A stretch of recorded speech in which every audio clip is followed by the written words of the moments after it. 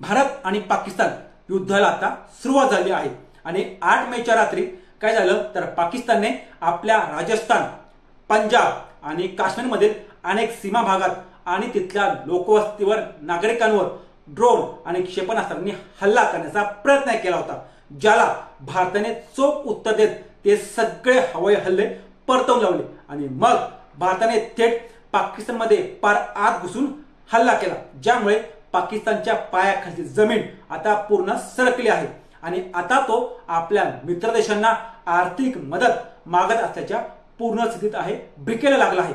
कारण आता भारताचं नौदल, लष्कर आणि हवाई हे तिन्ही दल पाकिस्तानला पुरता जमिनीत गाडण्याची तयारी करत आहेत.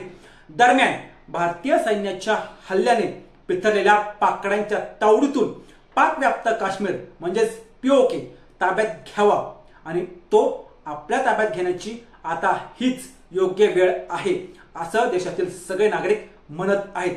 पीओके हा भारताचा एक भाग आहे, ज्यावर पाकिस्तान जबरदस्तीने आपला दावा सांगत आहे असं सुद्धा आता बरेच जण म्हणत आहेत. पण युद्धाशिवाय पीओके परत घेता येणं शक्य आहे का आणि नेमका पीओके म्हणजे आहे तरी काय, जाणून घेऊ या व्हिडिओच्या माध्यमातून. नमस्कार, मी किशोर बलकवडे आणि आपण पाहतात विषयच वेगळा. सर्वप्रथम पीओके बद्दल जाणून घेऊया. पीओके म्हणजे पाक व्याप्त काश्मीर, जो 2 विभागात विभागलेला आहे. त्यातील एक भाग आहे गिलगिट आणि बाल्टिस्तान म्हणून ओळखला जातो, तर दुसरा भाग आहे पीओकेचा. जेव्हा देश स्वतंत्र नव्हता तेव्हा जम्मू आणि काश्मीरचे राजा हरिसिंह यांच्या ताब्यात हा पीओकेचा भाग होता. जास्त करांमुळे मुस्लिमांनी त्याला विरोध करायला सुरुवात केली. त्यावेळी राजा आणि प्रजा यांच्यातील संघर्षाचं ते एक प्रमुख कारण होत गेलं आणि वाद वाढत गेला. मग कालांतराने 1947 मध्ये जेव्हा भारत स्वतंत्र झाला तेव्हा तिथल्या म्हणजे पाकिस्तानी लोकांना वाटलं की हा काश्मीर हा त्यांचाच आहे आणि हेच कारण होतं की जेव्हा काश्मीरमध्ये मुस्लिमांचा विरोध हा वाढत गेला पाकिस्तानी लोकांचा आणि अनेकांनी तिथं प्रवेश केला, तेव्हा राजा हरिसिंह हे घाबरले आणि सरदार पटेल यांच्याकडे गेले. सरदार पटेल म्हणाले की आमच्या सोबत या, आम्ही सैन्य पाठवू आणि पाकिस्तानी लोकांना हाकलून लावू. पटेलांच्या या प्रस्तावानंतर राजा हरिसिंह यांनी इन्स्ट्रुमेंट ऑफ एक्सेशन या करारावर सही केली. त्यानंतर भारतीय सैन्याने पाकिस्तानी लोकांना जम्मू आणि काश्मीरच्या सीमेपार हाकलवण्यात किंवा त्यांना तिथून हाकलून देण्यात यश मिळवलं होतं. तोपर्यंत पंडित जवाहरलाल नेहरू हे संयुक्त राष्ट्रामध्ये पोहोचले होते.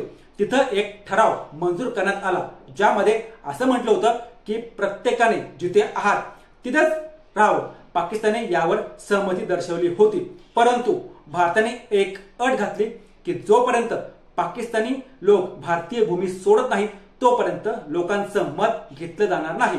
असा हा सगळा पीओकेचा संघर्ष आहे. पण मग आता भारत थेटपणे पीओके परत घेऊ शकतो का, तर भारत पीओके थेटपणे परत घेऊ शकत नाही.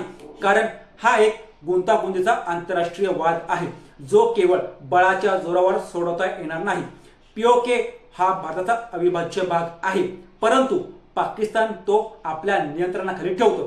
पीओके परत मिळवण्यासाठी युद्ध हा एकमेव पर्याय आहे, पण त्यामुळे देशांचं आर्थिक आणि सामाजिक नुकसान होईल. पीओकेच्या मुद्द्यावर संयुक्त राष्ट्र संघ मध्यस्थीची भूमिका बजावत आहे आणि भारत पाकिस्तान मधील हा प्रश्न सोडवण्यासाठी संयुक्त राष्ट्रांनी अनेक वेळा प्रयत्न केले आहेत, परंतु अद्याप तरी त्यांना त्यामध्ये कोणताही तोडगा सापडलेला नाही किंवा तोडगा निघालेला नाही. पीओके पाकिस्तानच्या ताब्यात आहेत, त्यामुळे ते परत मिळवण्याचा एकमेव मार्ग म्हणजे युद्ध. पाकिस्तानने स्वतः परत केलं तरच, नाहीतर युद्धामुळे पीओके परत मिळवता येईल आणि पाकिस्तान कधीही सरळपणे पीओके सोडणार नाही. म्हणून युद्ध हाच एकमेव पर्याय आहे. असेच रोजच्या रोज नवनवीन व्हिडिओ पाहण्यासाठी आमच्या चॅनलला सबस्क्राईब करून व्हिडिओला लाईक करायला विसरू नका.